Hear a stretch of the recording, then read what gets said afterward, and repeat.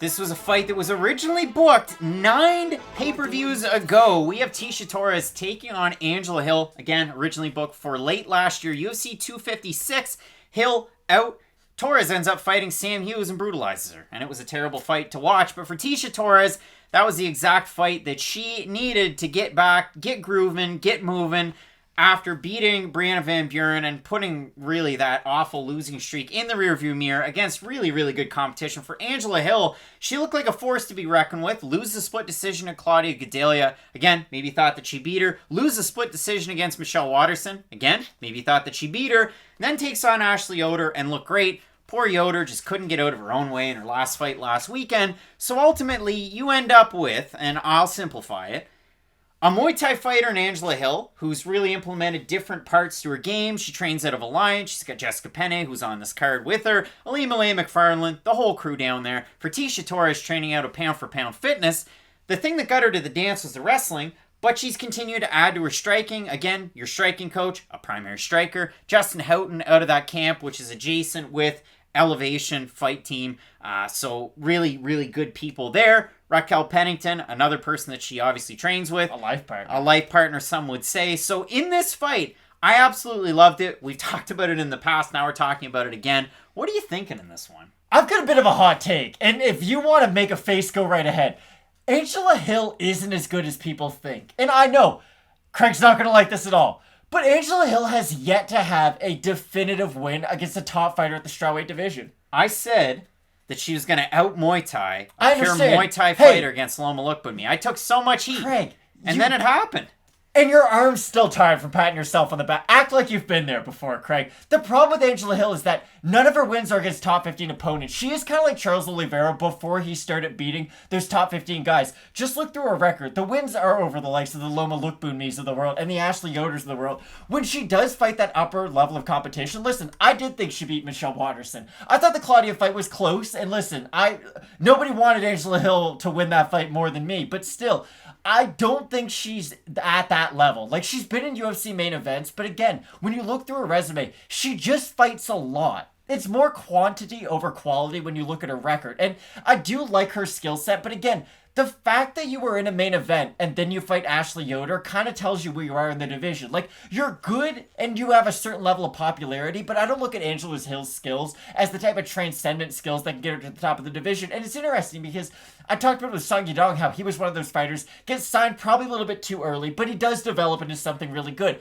Angela Hill was kind of a victim of that too. She was on The Ultimate Fighter. I think she might have only had one professional fight for The Ultimate Fighter.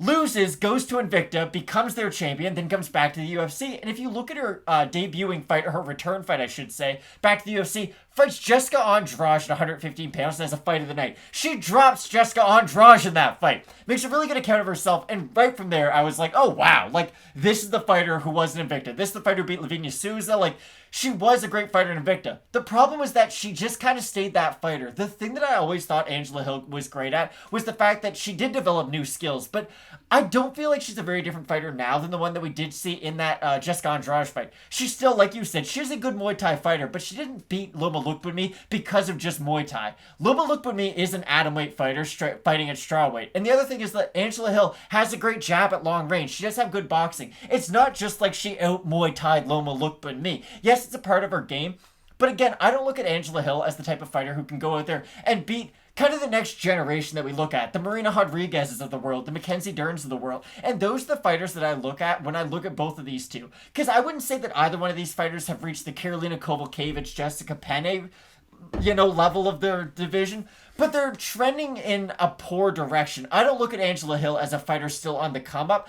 I look at her as she's on like at least the 13th hole of her career. Now, for Angela Hill, she was supposed to fight Amanda Hebos, and then Amanda Hebos. This was after the Oder win, and ultimately Amanda Hebos has had a rough go with COVID complications. So Hill gets a fight against Torres. And again, the 4-fight skid for Tecia Torres, we talk about top competition. You bring up the Jessica Andrade fight against Angela Hill. For Tecia Torres, Andrade, Jędrzejczyk, Zhang, and then Marina Rodriguez. And then she was supposed to fight Mizuki last year. That one fell out. She ends up with Van Buren, beats Sam Hughes. With Tecia Torres, the crazy thing is, she has volume. She has power. She has wrestling. It's everything you look for. Maybe not the best at top pressure, But, well, you saw it against Sam Hughes. It was the accumulation. It was crazy. It was insane to watch. Now Tecia Torres comes in against Angela Hill. I'll mention the odds. I wrote them down. Plus 100 was where Torres started. She's a minus 136 favorite right now. Angela Hill open to minus 120. She's a plus 111 or thereabouts on best fight odds. Matt, Tapology votes. I haven't peeked. Oh, yeah, 899 total votes. 56% Torres, 89% by decision. For the 44% that have Hill, 88% by decision. So if you like the over, this is a rematch, of course. If you like the over, maybe that's where you're going with it. Maybe you're going fight goes to decision. The first time they fought, you had Tecia Torres in around a minus 245 favorite. She won by decision. That was a UFC 188 Velasquez versus Verdum. Crazy fight. Boom goes the dynamite.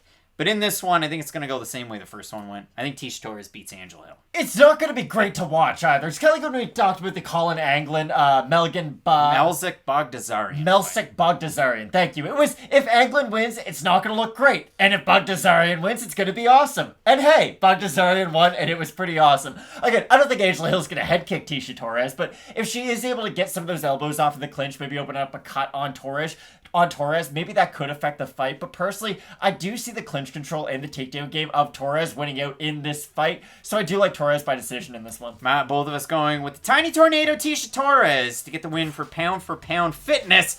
Can't wait for this fight. If you've got Hill or Torres, you let us know down below in the comments section. And you let us know about the fights that precede this one, that superseded.